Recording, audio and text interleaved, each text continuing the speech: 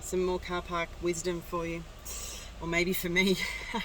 I've been pondering lately. I have a dear friend who's been really challenged with their own behaviour and suggesting that they've got an addiction and it's a terrible addiction, and basically they really like wine, they really like to drink, and that can lead somewhere else.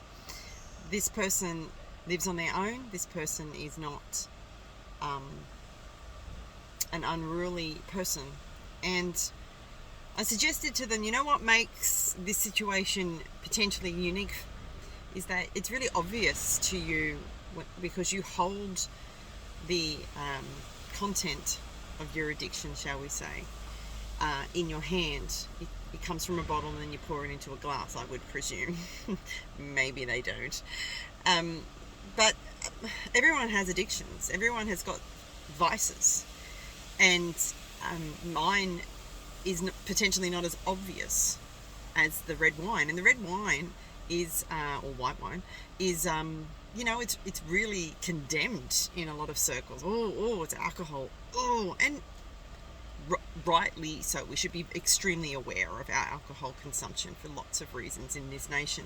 But what I'm trying to say is to highlight one addiction as worse than another is it's like the whole conversation about sin. What sin is worse than another? And us humans love to level up. We love to level down. Oh, I can label that's worse than what I do. But if you've got a coffee addiction that you can't crack,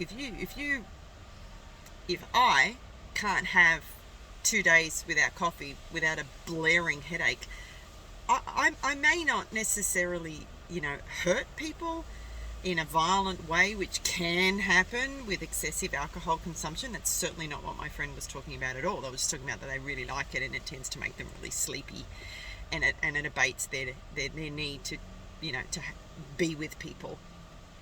But I can be rendered somewhat useless if I have a migraine headache, which is to do with caffeine withdrawals. I'm in charge of that. That's a very real addiction. If my body is craving it to such an extent, it gives me a throbber.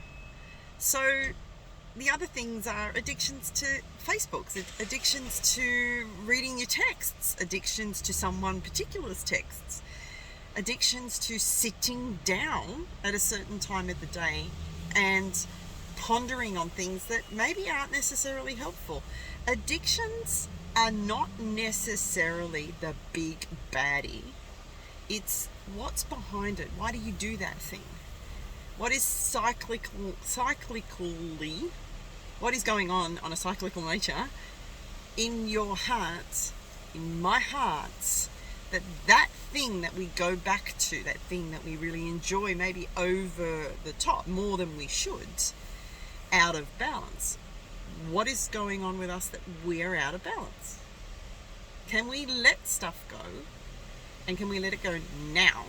Is a really, really good litmus test on whether there is any form of addiction. Good, bad, high, low, long-standing, short-term. Doesn't really matter. The effect on a person can be great. Someone addicted to something for one day can do something that is life-altering. Someone addicted to that same thing for 40 years can measure it somehow and never do anything that's life-altering with the same impact that one day had for one person. We've got to get off this way we think about addictions. And I am not in any way condoning sin. I am not in any way condoning justifying ourselves doing things that are outside of the way God intended us to live. And that is fully free in Christ Jesus. Righteous, obedient, full of his love, his light, and set free from these things. Sometimes we don't know what we are in. And so being set free and applying our faith to go, I'm free from that, comes when we recognize the thing that we are now aware of that we can apply faith to be free of. So that's my Tuesday morning rainy time car park before I head out there and manage the roads. So love you. Bye-bye.